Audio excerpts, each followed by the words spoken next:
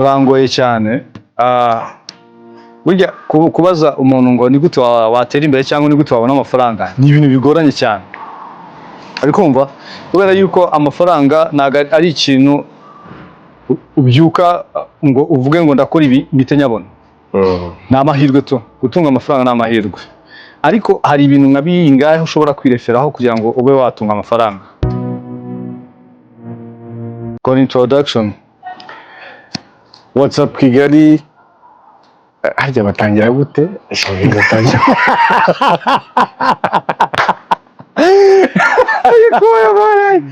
Reka nagira ukwanjye. Oya nagomba kugiye bite umeze mute kaze kumeza ukwanjye. Ni happy impaya nk'ibisanzwe urumva akatwiza ko umeze neza. Reka mbihagare.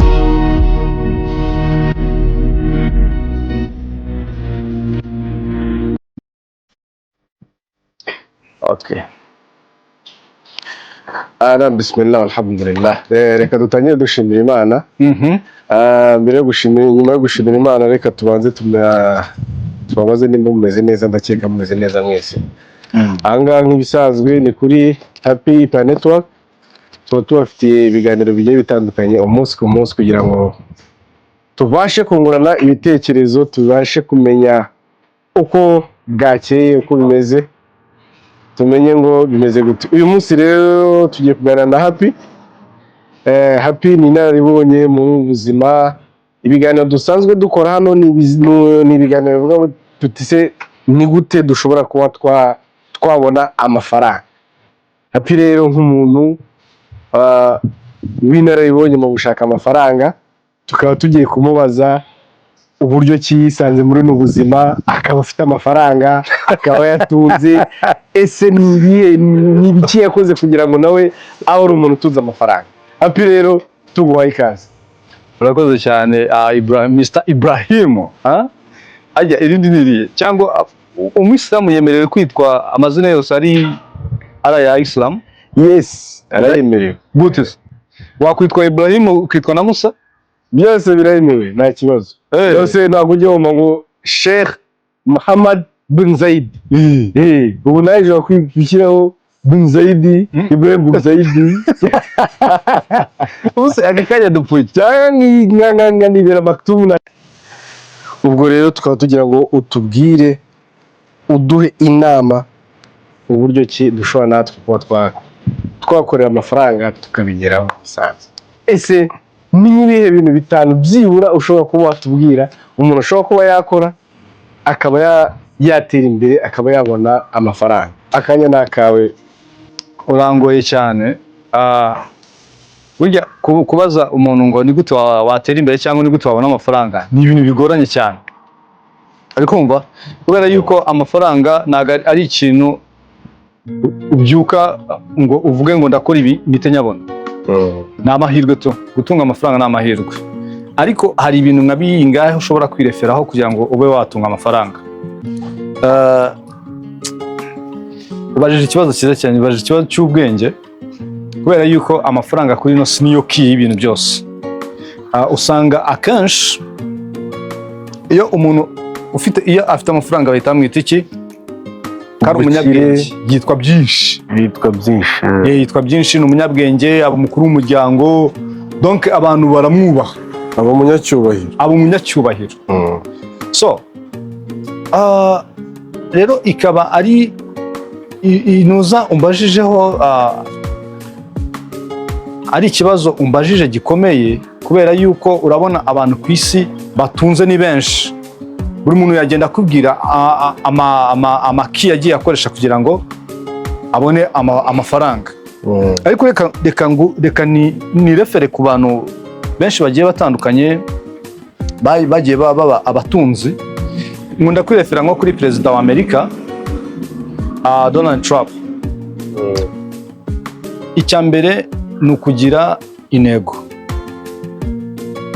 Icyambere urabanza ukicara. Ikintu cyambere ni ukugira inzozi. Ibrahim wowe urarota iki? Icyo kintu urota urabyuka gikorera. So cyambere ni inzozi. sibyo Ibrahim? Yego, ni inzozi. Icyambere ni inzozi.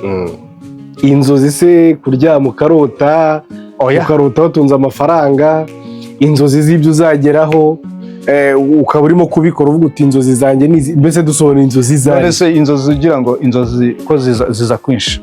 Hari ukuryama ukarota ibyo wiriwemo, hari ukuryama ukarota inzozi zikizana bitewe n'umunaniro, hari ubundi inzozi ziba ubwoko butatu. Hari kurota ibyo wiriwemo, hari kurota inzozi nyine zisanzwe z'umunaniro zizanye, hakaba n'inzozi ku bantu bizera Imana zoherezwa na Mwuka Wera cyangwa z'Imana to bigendana n'ubuhanuzi. No muri idini rya Islam ndibasa ko ibintu by'ubuhanuzi mubyemera. None wowe inzozi mvuga rero nizi inzozi ni ibyiyumviro byawe. Wowe Ibrahim urashaka kuba iki? Ngiye nkavuga ati ngiye happy, ndashaka kuba umuntu ufite amafaranga, izina ryanjye rikamenyekana. Icyambere ndarota umushinga runaka, ndarota ndahaguruka mbikorere gutya na gutya. Ubwo rero iyo ndota ibintu nk'ibyo byo kuvuga ngo reka nguhe nk'urugero, planning kuza Dubai, nago nari mfite amafaranga ahagije, nari mfite amafaranga makeya ndangije, ariko kuko kuza muri Dubai byari inzozi zanjye, shakisha ubundi buryo nabona mo amafaranga kugira ngo bigere ku nzozi zanjye. Iyo ni tape ya mbere. Warose, urabyutse, urabikorera. Tape ya kabiri, kugira kudacika imbaraga. Yego, kudacika imbaraga mu buzima. Icyambere harimo abantu baguca imbaraga, akakubwira ati ngewe Ibrahim naragerageje biranga. Wakumva yuko ngiyewe happy niba naragerageje bikanga, nawe bitazakunda, ugahita ufailinga kubera ko ngiye Ibrahim byanze, ngo nawe happy kubera experience ya umaye nanjye bise byanga. Yego, icyo kintu cyo kudacika imbaraga ugendeye kuri testimony cyangwa ku buhamya bw'abandi bantu bagenda bagwa n'ama experience bagenda bagwa. So bambwiye ngo nimubwira amaki 5. So icyambere ni kurota inzozi zawe ukabyuka zikorera. Icya kabiri ni ukudacika imbaraga. Yego, kudacika imbaraga ugendeye ku bintu byinshi. Ni ibintu byinshi umuntu yagusobanurira. Icya gatatu cyatuma ubona amafaranga ni amakuru. Amakuru ushobora kwibaza ngo na RBA cyangwa aya TV1 aya Kedis turamwamamarije. Amakuru abantu bagusangiza, kandi ibyo bintu byose ndimo kuvuga birungikanya. Mu Kinyarwanda avuga kungikana. Yego, birunganirana. Birunganirana. Ibyo bintu byose birunganirana. Nagari kuvuga ngo nabyutse ndarota, nagize kudacika imbaraga, nagize amakuru. Ibyo bintu byose urabihuza bikaba ikintu kimwe, bikunganirana. Yego, icyambere kugira amakuru, tuvuge ngewe nza muri Dubai, hari abashuti banjye bari barana, nababajije byinshi, byagenda gute, kuko ngiye ntago naje nk'umuturiste, naje nk'umuntu uje gushaka ubuzima, uje kuvuga ngo ngiye hari icyo nshaka guhindura, kuko nabonaga aho ndi bitari kunkundira. So ndavuga rero reka ngerageze njye gushakira ahandi. Ndatekereza ndavuga ati mu nzozi nari mfite ndi kurota he, US na US na applying visa, nakoze green card gatatu biranga. Ubwo ni imyaka 3 kandi ngabona imyaka irimo iragenda. Nasabye visa ku giti cyanjye barayinyima, uri kumva. So narebaga nagombaga gutekereza nihe nshobora kuba nakora bigakunda, sibyo? Nihe nakora bigakunda cyangwa nihe ndi kurota byakunda. So kugira amakuru rero, aho hantu utekereza, niba uvuze ati ngewe ndashaka kujya i Kigali, uri i Butare cyangwa uri Musanze, urahamagara umuntu uri i Kigali ukavuga ati ngiye i Kigali ko nahazi, bimeze gute, nakurabura. Kugira amakuru rero atuma ugera kuri byinshi. Iyo si cya gatatu. Ni ya gatatu. Yego. Iya kane zo ni iyi. So iya kane kuba inyangamugayo. Kuba inyangamugayo biri vague, biragutse. Kuba inyangamugayo burya bishobora kuba capital yo kugira ngo wowe Ibrahim ube umutunzi.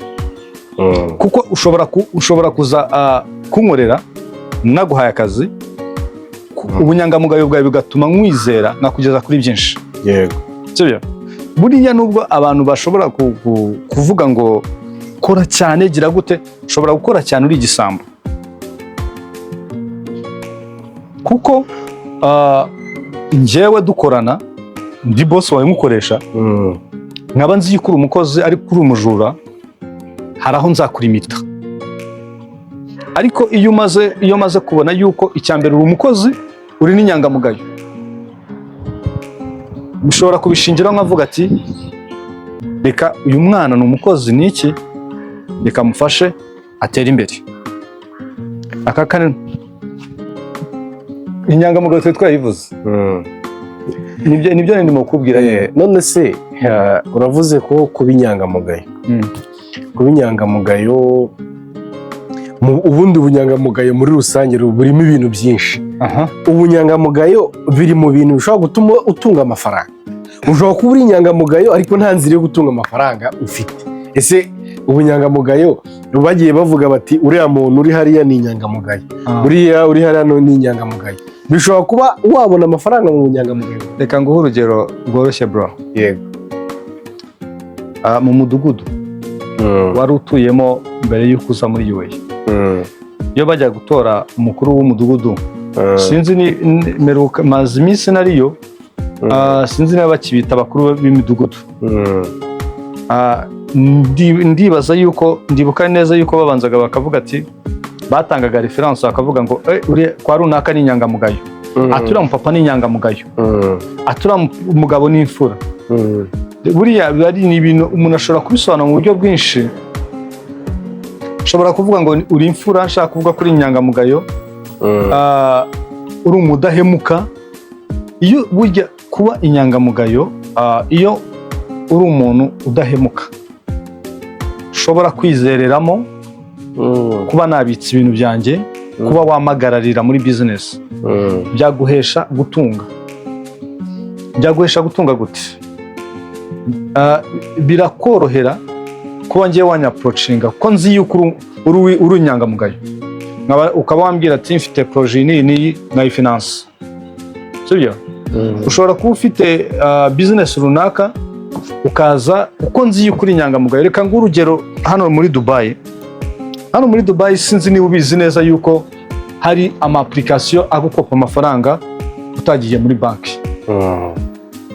Ukajya kuri application ukaregisteringa, ukagira gute, bakagukopa amafaranga. Abafite limite runaka batarenza, ariko barayagukopa ukoresheje application. Hakabaho bano barabu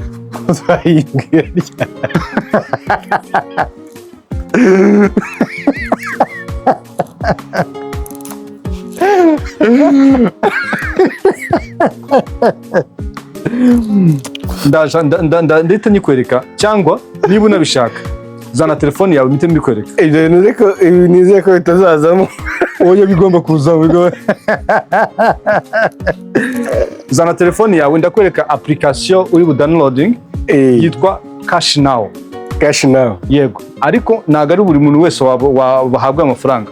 Ugomba kuba ufite bank account nyine, account bank. Ugomba no kuba ufite ID. Kandi ID ntago wagira account bank udafite ID. Yego. Iyo ufite ID ugomba kuba warafunguje bank, ufite account, nakwereka process baguhamo amafaranga. Nubwo batari menshi, uko ugenda wishyura bagenda bakuzamurira inguzanyo yawe. Hari amashop akopa ibintu. Ubwo ndimo ndashaka kukumvisha ubunyangamugayo. Hari amashop hano muri UA, uzuko ujya kugura ibintu bakaba bagukopa bakwizeye gusa. Ndabizi neza mu Rwanda hari abacuruzi benshi baza hano akaza kishyura na miliyoni 3, yari afite miliyoni 5, yagomba kwishyura miliyoni 5, bakamubwira ngo izindi ebyiri uzazohereza. Njya mura nabo icyo ni iki ni ubunyangamugayo. Ubunyangamugayo rero ushobora kubukoresha mu kuba wabona amafaranga mu rwego rwo gutera imbere, sibyo? Yego. Icya gatanu ni iki? Wowe ntacyo wambwira. Icya gatanu. So icya gatanu ni ugukora cyane. Icyo kintu tusanzwe tugihuriraho na benshi. Gukora n'ubu umunebwe. Iyo utari umunebwe ubona byinshi. Iyo uri umunebwe uba uluza, uba umuhombyi. So iyo ukora cyane utera imbere. Ntabwo njyewe ndaba successful ngo nishime mvuge ati wow, kuburyo nshobora kumara ukwezi nabyutse navuye iwanjye ngo amafaranga arimo kwinjira. Ntabwo ndarenga uruhombero. Umuntu rero warenze uruhombero ni umuntu ushobora kumara ukwezi yarigiye muri vacances akajya abona receiving message abambwira ati deposit 5,000,000, deposit 1,000,000. Uwo muntu aba yararenze uruhombero.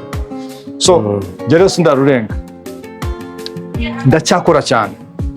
Gukora cyane bizana ubutunzi. Gukora cyane tukiri aho, uravuze ngo gukora cyane biri mu bizana ubutunzi. Ese gukora cyane, hari abantu tubona bataruhuka, sibyo? Yego. Bashobora kuba bakora amasaha menshi nta kuruhuka kandi tugasanga ni abakene. Ese biba byatewe n'iki? Reka nguhe urugero. Mu bantu bakora cyane buriya abantu bavunika ni abahinzi, abantu bahinga. Abakabiri ni abubatsi, abafundi, abayedi. Abo bantu barakora cyane, bakoresha imbaraga, ariko ashobora kumara imyaka yose ataratunga. Uwo muntu aba yakoze cyane ariko nagere kuri bwa butunzi turimo kuvuga cyangwa kubona amafaranga. Tuvuge ngo twabonye amafaranga. Gukora cyane, icya mbere iyo uri umukozi, tuntu ndumva ngiye kutuvanga kugira ngo twumvikane. Nandukanye gukora cyane wikorera no gukora cyane ukorera abandi. Iyo ukora cyane ukorera abandi ntabwo ushobora gukira. Okay, none tukiri aho ngaho, aho twahereye hose ni ukuvuga ngo intego yo kugira ngo ukire ni ukuba wikorera. Aha, ubajije neza cyane, naho hantu ndimo ko niyo mpamvu nivuze ngo tuno tungiye kutuvanga. Gukora cyane ukorera abandi ntabwo ushobora kuba umutunzi, ntabwo ushobora kuba umukire. Bishobora kuba inzira nziza yo gutunga, ariko ntago ari inzira nziza yo gutunga ukorera abandi.